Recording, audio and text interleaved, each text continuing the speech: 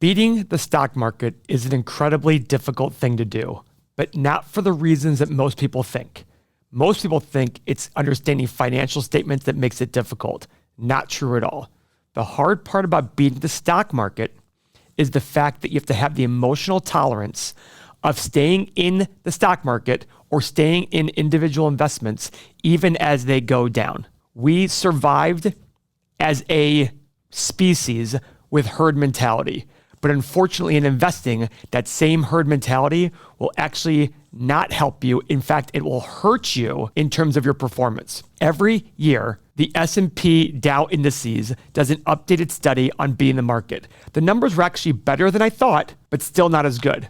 And the proof in the fact that it's about the emotional tolerance you have that will beat the market versus the numbers is 85% of actively managed large cap funds over a 10-year period trail the S&P. And it gets worse as time goes on. When you go to 15 years, it's 92%. This is incredibly shocking. So what's the solution? Should you become an active manager of stocks individually, or should you go to an ETF? This is kind of the battle that we sit there and see with investors. Everyone wants to pick their own stocks. I love picking my own stocks. But the question becomes, should you waste your time doing it? All right, let's go look at the board and see how these numbers can affect you in the long run. On this channel, I encourage the idea of coming up with a process, but that process is really driven by following ETFs and taking a portion of your money and investing in individual stocks with a very, very, very niche look at value investing. So if you're new to this channel, I'm Paul. I'm a value investor. My goal is to look at the quantitative aspects of a business using our 8-pillar software to guide my next steps, which is find the best companies out there that I think are selling for less than I think they're worth. Remember, the efficient market theory does not work. There are many mispricings in stocks. The hard part is, in order to get those mispricings, a stock usually has to be lower than it was in the past, which typically when we see stocks go down, we get scared and run away. The goal is to sit there and find where price and value do not connect. I'm not some savant or some genius. I'm just a normal guy who focuses on investing. If you want to see how normal I am, follow me on Instagram and you'll be able to see all the normal pictures I have with my 4 beautiful dogs and my fiance. Now remember, I do believe in picking individual stocks. As an investor 15, 20 years ago, I only had ETFs. I shouldn't say only, I was 80-90% ETFs and a few stocks that I found that I thought were values. Now I'm 100% of all my investments will be individual stocks. Why? Because I've built up my emotional tolerance to stocks going down. I like days where the stocks are down. I love crashes. Talking about my Instagram, if you go look at my Instagram back in COVID, there are pictures of me literally kissing the screen when stocks were down 5, 6, 7% per day. I loved it. And actually, it made me sad when stocks went and rebounded and over doubled quickly thereafter. That sounds sadistic, but it's very, very true. You have to embrace stocks being down. When you do that, you will learn over a long period of time that you will make more money. Let me show you guys how stocks work in the long run. So, this is the stock market. Over time, essentially the value goes up like this. The value, and remember, I want you to remember one thing very clearly. Price and value are very, very different. That's the value, but this is the price. All right? You can look at it as like your emotional roller coaster in life. Your job in dollar cost averaging is to do the same buying month in, month out, year in, year out, whatever you choose, quarter, but just stay consistent. Why? Sometimes you'll overpay, sometimes you'll underpay, but over long periods of time, you're going to average paying this. And you take the guessing out of things. You don't even need, if you just take this from the channel, you don't even need to understand the fundamentals of the stock market. Just do this and you will match the market. There are many studies that show that investors all buy here when things are so good, when things are perceived to be so good, and they sell here when things are perceived to be bad. If you go back in time and look at the stock market over the last 40 years, and all the times it was down, I guarantee you look at that and say, I wish I'd invested then. But that's the time when people are most fearful. And when you're trying to guess when to get in the market, here's what ends up happening. You buy here, you lose. You finally sell here, it gains, you start buying again up here. You miss out on the best opportunities to buy. And this is a little scary because there are studies that show that people end up losing to the market by 4 to 6% per year because of this. You think to yourself, that's not a big deal. If I have $1,000, I'm only losing by $40. Let me show you the effect of that over long periods of time. So we created our software for our users, but one of the best parts of it is what's called the retirement calculator. I created this mostly because I wanted people to see not only how much money they'd have at retirement, but these retirement calculators usually fall short.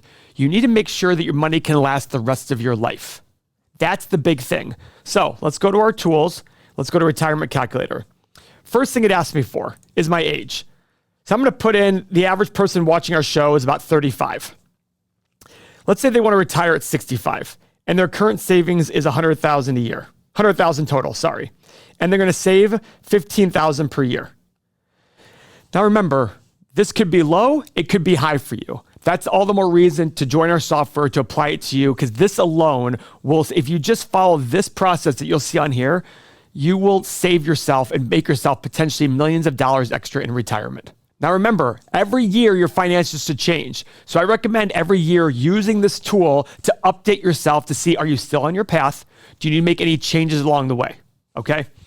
So increase in annual savings. Obviously, when you're 60, you want to save more than $15,000. So I like to put in 4% increase per year. Now your annual returns.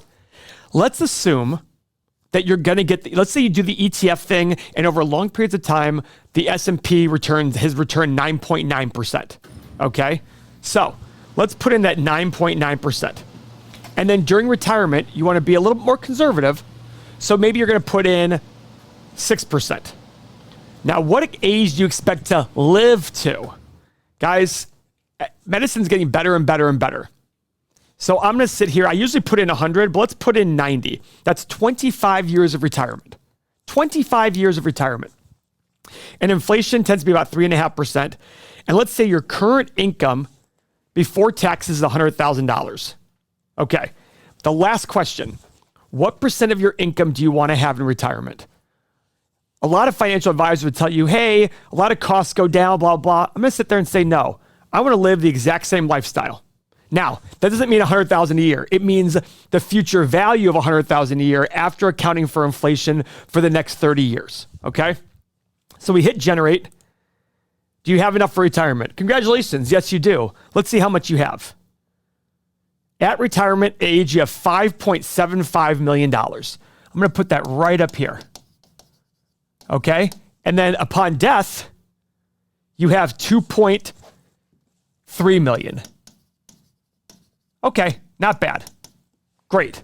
So you have plenty of money. You'll probably leave some money to your heirs.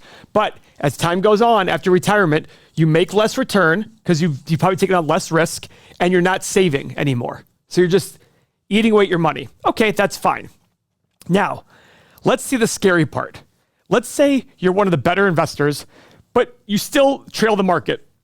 That 4 to 6%, let's say you lose by 3%. So your return goes to 6.9 and your annualized return to retirement goes to 4%. Generate. Unfortunately, you don't have enough and it tells you need to save $22,000 per year more. And look at retirement. You have 3.1 million versus 5.75 and you run out of money at the age of 76 to 77. That's the difference of you trying to be emotional about investing. That is the key here. That is what's so important. Look at that difference, multi-million dollar difference. And you went from, and most financial advisors would say to you, hey, you're good. You got $3 million in retirement. You're all set. This is great. No, you still want to live your life. You still want to live your life until you pass away. That's crazy. That's one of the things I don't like about financial planners. They don't look enough at what do I need to live the rest of my life. They're going to tell you, hey, you have $3 million here, live off 4%. It's 120 grand a year. You can do that. Yeah, but 120 grand 33 years from now is not the same as 120 grand today.